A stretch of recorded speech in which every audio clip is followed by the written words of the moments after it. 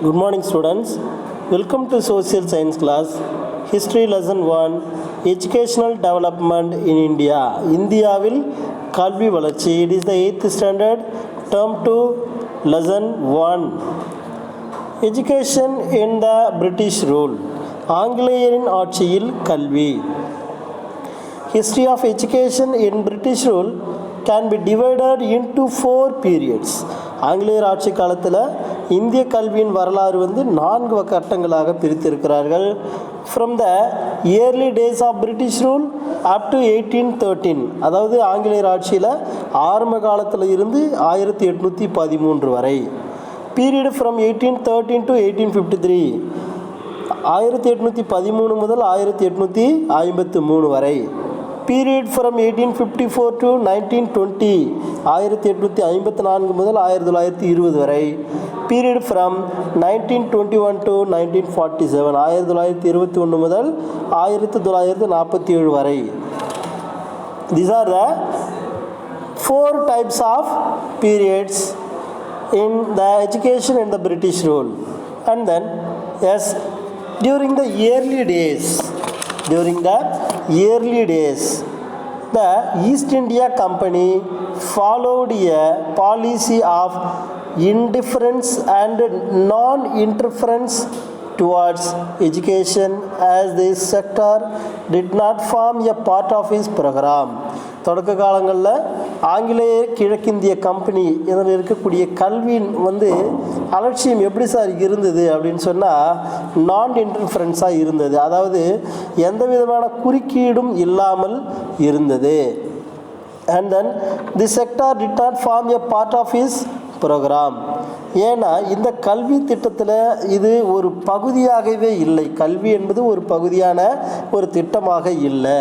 Yes, the company charters was renewed in 1813, which compelled the company to assume responsibility for the education of Indians, though on a very limited scale. இங்கே இருக்கக்கூடிய குறிப்பாக இந்த 1813 ஆண்டு கல்வியில் இது ஒரு புதுப்பிக்கப்பட்ட ஒரு பட்டய சட்டமாக இருந்தது. இந்தியர்களுடைய கல்விக்கான பொறுப்பு மிகவும் எந்த அளவில் சார் இருந்தது அப்படின்னு சொன்னால், குறைந்த அளவில் இருந்தது.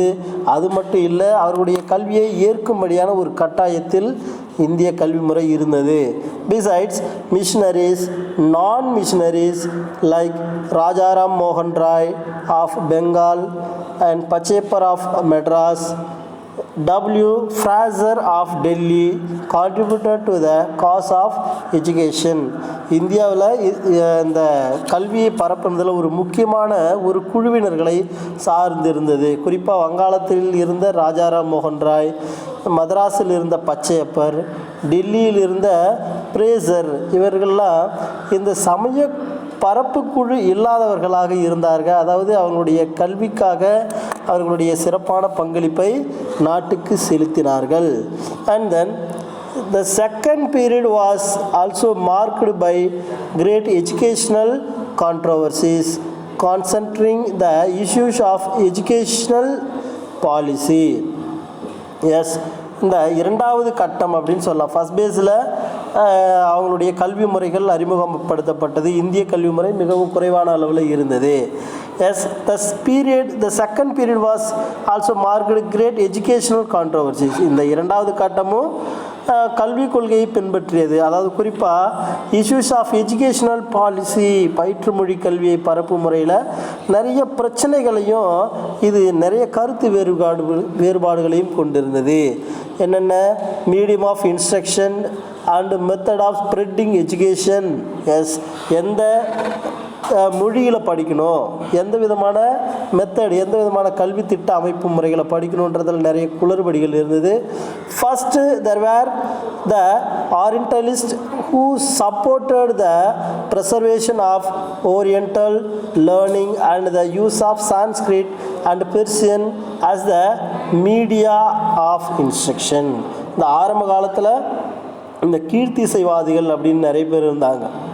அவங்க இந்த மொழியை பாதுகாப்பு பண்ணுறதுக்காக சமஸ்கிருதம் மற்றும் இந்த பாரசீக மொழிகளை பயிற்று மொழியாக கற்க விரும்பியிருந்தார்கள். and they were opposed the Anglicists who advocated an dissemination of Western knowledge through English. அதாவது இந்த இரண்டாவது பிரிவினராக இருக்கக்கூடியவர்கள் யார் அப்படின்னு சொன்னால் ஆங்கில சார்பு கோட்பாடுகளை சார்ந்தவர். ஆங்கிலிசிஸ்ட் அப்படின்னு சொல்லக்கூடியவர்கள் ஆங்கில சார்பு கோட்பாடுவாதிகள் அப்படின்னு சொல்லுவோம். இவர்களுடைய மொழியின் மூலம் அவர்களுடைய கலாச்சாரத்தை கல்வியை இந்தியாவில் பரப்பினார்கள். Yes, a third section believed in the use of Indian language as the media of instruction. அதாவது மூன்றாவது கட்டம் அப்படின்னு சொல்லக்கூடியது இந்தியாவில் இருக்கக்கூடிய முக்கியமாக இந்த இந்தியன் லாங்குவேஜஸ், இந்தியாவில் இருக்கக்கூடிய மொழியின் அடிப்படையில் கல்வி கற்பிக்கப்பட்டது. These controversies were partly set at rest by Macaulay's minutes of 1835. இந்த கருத்து வேறுபாடுலாம் 1835 மெக்காலே அவருடைய இந்த கல்வி குறிப்பினால தான் ஓரளவு நமக்கு பிரச்சனைகளை தீர்த்தது. And then higher education was de-orientalized, encouraging English education for upper classes. Yes, இதில் இந்த உயர்கல்வியை இந்த கீழ்த்திசை ஓரளவு ஓய்ந்தது அப்படின்னு சொல்லலாம். அல்லது இந்த உயர்கல்வியில் மொழியை தவிர்த்து ஆங்கில கல்வியானது உயர் வகுப்பினர்களுக்கு ஊக்குவிக்கப்பட்டது. அதாவது என்ன, இந்த வட்டார மொழிகளுக்கு பதிலாக ஆங்கில கல்வியை மக்கள் பயில ஊக்கப்படுத்தப்பட்டார்கள். Each province was followed to follow its own education policy. அதாவது இந்த ஒவ்வொரு மாகாணத்திலும் அதற்கேற்ப ஒரு கல்வி முறையை பின்பற்ற அனுமதிக்கப்பட்டது. பட் ஈவன் த கான்ட்ரோவர்சிஸ் கண்டினியூடு டில் 1854. 1854 வரைக்கும் இந்த கல்வியில் எந்த மொழியை படிக்கணும், எந்த விதமான கல்வியை பரப்பணும் அப்படின்றதில் நிறைய குளறுபடிகள் வேறுபாடுகள் இருந்தது. The third base of British influenced education may be called the period of an all India educational policy. ஆங்கிலேயர்களுடைய செல்வாக்கு மிக அதிகமாக இருந்தது இந்த மூன்றாவது கல்வி கட்டத்தில். இந்த கல்வி கட்டத்தில் ஆங்கிலேயருடைய கல்வி கொள்கை காலம் என்றும் அழைக்கப்படுகிறது. It commenced with Sir Charles Wood's dispatch in 1854. 1854 Charles Woods கல்வி குழு இங்கு தொடங்கப்பட்டது. And then the fourth base, இப்போ நான்காவது கட்டம், it is the final base. The fourth base may be called the period of provincial autonomy. இந்த நான்காவது காலகட்டம் மாகாணங்களில் ஒரு சுய ஆட்சியை ஏற்படுத்தணுன்றதுக்காக கொண்டு வரப்பட்டது. The Act of 1935 ushered a new era of educational advancement through the country. இந்த 1935 நாடு முழுவதும் கல்வியின் முன்னேற்றத்திற்காக ஒரு முக்கியமான சகாப்தத்தை உருவாக்கி இருந்தது. The new programs were hit hard by the worldwide economic depression in 1929. 1929 உலகளாவிய பொருளாதார பெருமந்தத்தினால ஒரு புதிய திட்டங்கள் அதிகமாக பாதிக்கப்பட்டு இருந்தது. So the introduction of complete provincial autonomy by the Government of India Act 1935 further strengthened the position of the provincial ministers of education. அப்போ 1935 இந்திய அரசு சட்டம் ஒரு முழுமையான மாகாண சுயாட்சியை இங்கு அறிமுகப்படுத்தி இருந்தது. இந்த மாகாண கல்வி அமைச்சர்களின் நிலையை இங்கு வலுப்படுத்தி இருந்தது. After the Second World War, a very important plan for educational development known as the Sargent Report 1944 was prepared. 1944 குறிப்பாக என்ன சார் உருவாக்கப்பட்டது அப்படின்னு சொன்னால் சர்ஜாண்ட் அறிக்கை என்கிற கல்வி கொள்கை இங்கே உருவாக்கப்பட்டது. இந்த கல்வி கொள்கை சமகால கல்வியின் சிந்தனை மற்றும் செயல்பாடுகளில் அதிகமான ஒரு தாக்கத்தை ஏற்படுத்தியது. The blueprint had powerful influence of contemporary education both in through though as well as in practice. அதாவது இந்த சர் ஜான் கல்விக் கொள்கை வந்து சமகால கல்வியில் சிந்தனை மற்றும் செயல்பாடுகளின் மீது அதிகமான ஒரு தாக்கத்தை ஏற்படுத்தியது என்று சொல்லலாம்.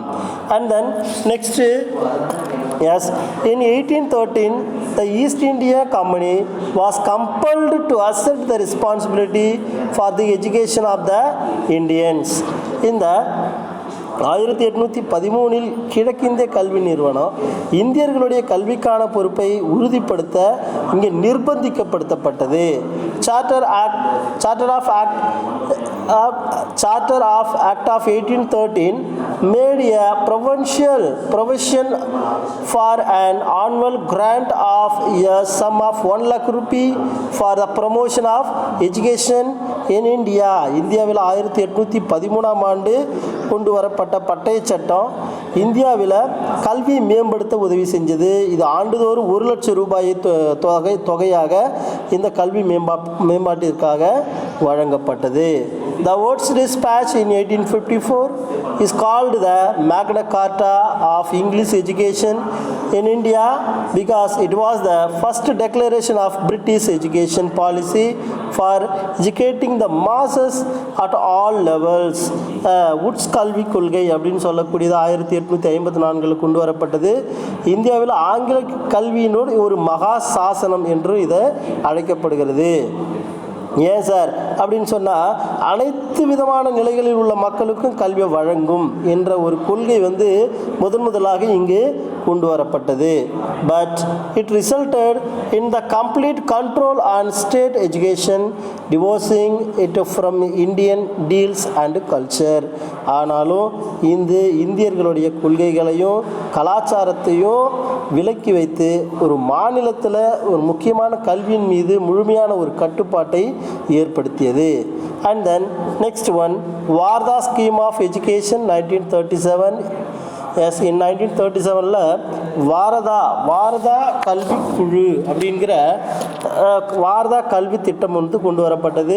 காந்திஜி அவாளுடைய scheme popularly known as the Wardha scheme of basic national education அப்படின்னு சொல்லக்கூடியது. அடிப்படை கல்வி திட்டத்தை வாரதா கல்வி திட்டம் வந்து காந்தியடிகள் உருவாக்கி இருந்தார். The principle of non violence was the basic of Gandhiji scheme of basic education. அவருடைய அடிப்படை கல்வி திட்டத்தின் அச்சாணி அப்படின்னு சொன்னால் அகிம்சையின் மூலம் கல்வியை கற்றுக்கொள்வது. Through this scheme he wanted to develop those qualities in future citizens of India which he considered necessary for building a non-violent society. His system of education wanted to root off exploitation and centralization in society and create a non-violent social order. இந்த கல்வி திட்டத்தின் மூலம் அகிம்சை கொள்கை இந்த இந்திய குடிமக்களுக்கு மேம்படுத்த முடியும் அப்படின்றத அவர் நம்பியிருந்தார். இதனால் ஒரு வன்முறை இல்லாத ஒரு சமுதாயத்தையும் உருவாக்க முடியும் என்பதையும் அவர் அவசியம் அப்படின்றத நமக்கு வலியுறுத்தினார். அது மட்டும் இல்லை, இந்த திட்டத்தினால் சுரண்டலையும் ஒரு சமூகத்தை மையப்படுத்திவிட்டு வன்முறையற்ற ஒரு சமூக நிலையை அவர்கள் உருவாக்கி கொள்ள முடியும் என்பதையும் இவர் நம்பினார். This is the Wardha scheme of education in 1937. Thank you.